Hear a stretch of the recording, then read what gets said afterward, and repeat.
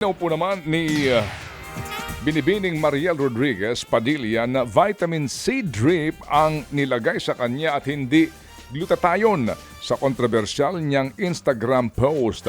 Sa isang live video sa Facebook, humingi ng paumanhin si Mariel sa Senado at sa publiko matapos siyang mag-drip session sa opisina mismo ng kanyang mister na si Senator Robin Hood Padilla. Pinangasiwaan din daw ito ng isang professional nurse.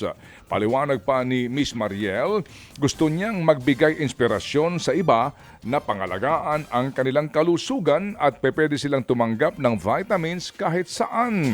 Hindi niya raw po intensyon na sirain ang integridad at dignidad ng Senado. Nauna po nang magbala ang Health Department na may peligro sa kalusugan ang injectable glutathione at vitamin C drip. Posible daw itong magbunga sa kidney problem o kidney failure.